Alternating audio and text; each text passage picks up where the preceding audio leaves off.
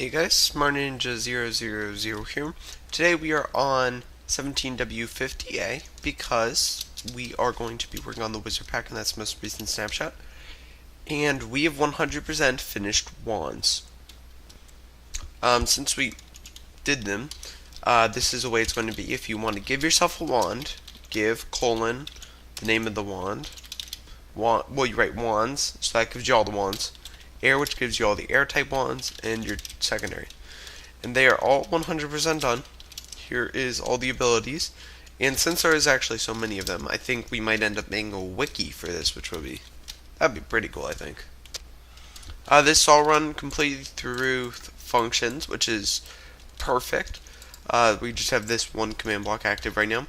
And since we finished that, now we have to go to our next thing, which is going to be the mobs.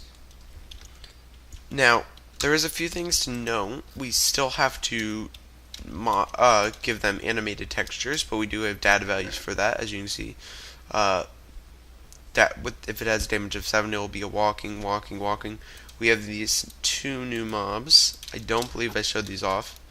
This one definitely not. This one's pretty new, and this is the tree creature. Now it's actually very short. I always mess that up. I believe it is like 12. Actually, I'm gonna go it's 13.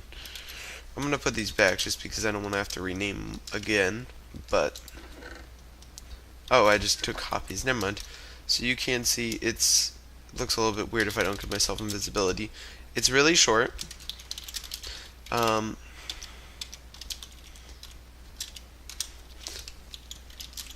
But it is pretty cool, I think. Now, what you might be thinking is, if you watch the very first episode, this looks a lot like the Mimic. Now, what I'm thinking is, all right, ready? Here's some ideas coming at you. We have zombies, but we also have zombie pigment, we have zombie villagers, and we have husks. And we also have skeletons, but you'll notice we have strays as well, which are basically skeletons, just slightly different. So my thought is this. So the Mimic is sort of the zombie of the group. It's the zombie, and the tree creature, which we'll probably name the Tree Mimic or something. I don't know. Trimic? I don't know. We'll come up with a name. Tree plus Mimic. But it is basically the exact same as a mimic to tree mimic as zombie to husk. So that's what it'd be, except it spawns in the forest, obviously. So we will probably actually make there be 6 mobs, since we want to get the tree mimic, and maybe we can do one for every biome, have a sand mimic and stuff. But let's go over the mobs that we have at the moment. Okay, so the first mob we have is this guy, which is the cave dweller. He's got a nice little torch. There's no way to actually make it light up, from what I can tell, which is a shame. But what I was thinking we could do is, if we use particles, it could look pretty cool. We have the Fire Reaper, of course. It is basically a fire creeper. When you get too close to it, it blows up and places fire as well. If you kill it, you get fire powder, like gunpowder, but fire. And it can be used to craft fire TNT, which is TNT, but it's fire. And lastly, we have our goblin. He's a very basic mob. He's like a zombie, except faster, basically. So I think that's pretty cool. I think the coolest model is probably this one, but I don't know. I really like the Fire Reaper is not that great of a model. I think it's just a cool mob. We might end up changing it because, I don't know, I think it's a little bit weird seeing this fly at you, and it's supposed to be like the brother of a creeper. Now, if you actually place them close to each other, you can see it's bigger and it's like scarier, but it does look not too bad in comparison. I think it could definitely work. So that is the mobs. I don't know. I think we can get them to work. I'm not sure how how great it will actually look, but we'll have to see. Okay, so we're just going to get rid of our invisibility real quick. But I don't think we are actually going to do the mobs today, and that is for a cool reason. That reason is it will take too long, and I want this to be a shorter episode. So what we are going to do in today's video is mess around with the wands. Also, before we do that, you can now see instead of it saying Java Edition, it says Wizard Pack up there, and I think that's kind of a cool addition. It's just a nice little thing, so you know you're playing the Wizard Pack with that. Of course, most likely you'll have the Wizard Pack. You'll be on the server, which there will be a server for it, and so that'll be cool. And single player world will have the resource pack saved within the world, so you don't need to turn it on every time.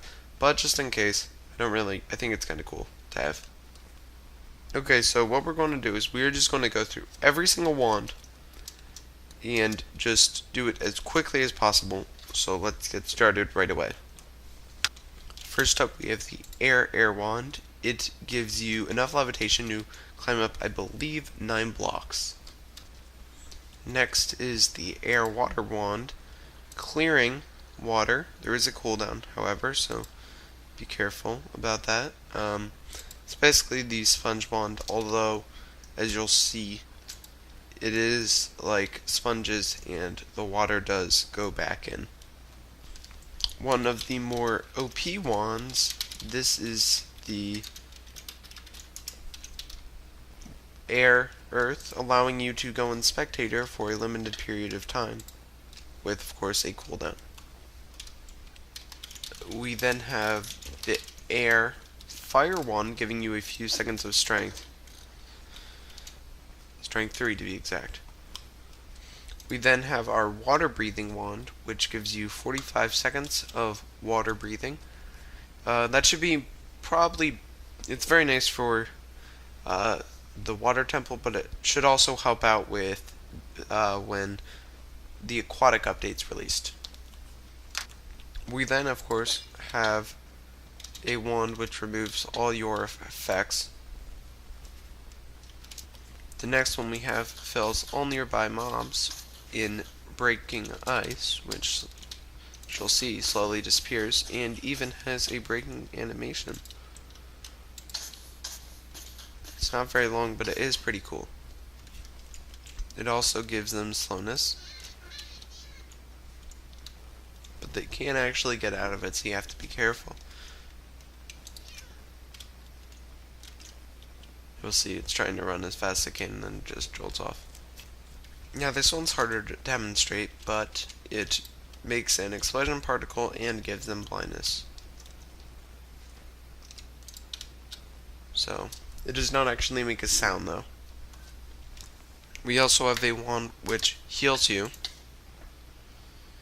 which is really cool. Now I actually had instant damage, but it does heal you 100%, so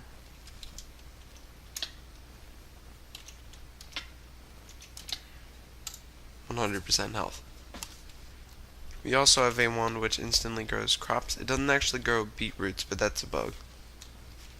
The next wand gives you 20 seconds of haste too, so you can easily get your snow.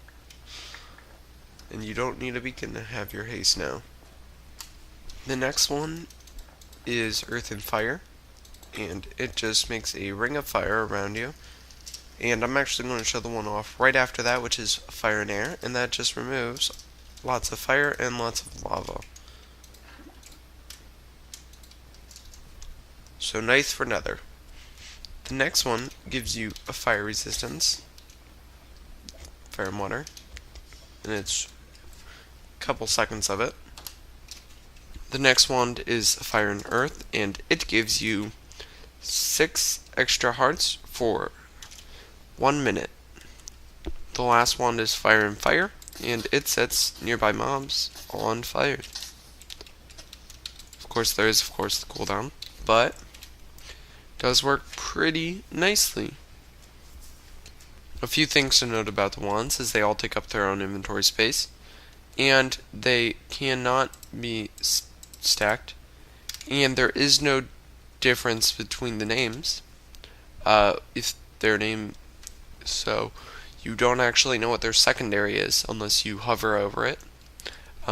So it does get confusing, and you do have to try and remember where your wands are at, which adds a nice little touch. Of course, when you do use it, it does tell you what your secondary is, so you actually know which wand you're using.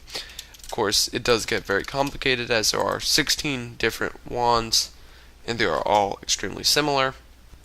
The cooldown for all the wands is the same. So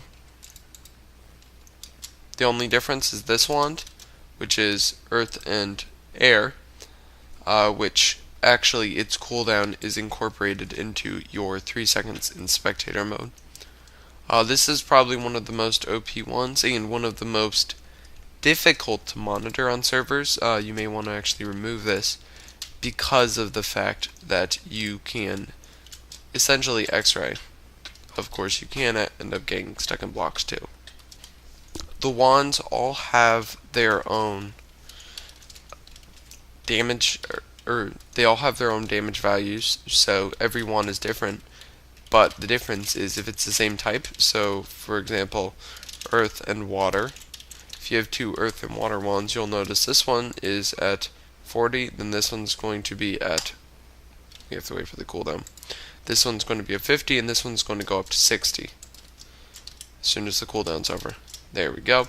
So your damage value for each type is different. So we were at 60, this should go to 70. If I go back to this, you'll see, I don't know, they're all different numbers. You can see that it's all saved through specific scoreboards. So if you really want to change the amount, once you do reach higher than your 10, it will break the wand, and that's that. Now, custom crafting recipes are a little bit broken with damage values, so I just have to show it off like this. You craft your empty wand, which is actually \give epi, or \function give wands \empty.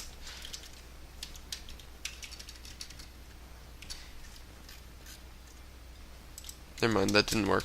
But this is what the recipe will be.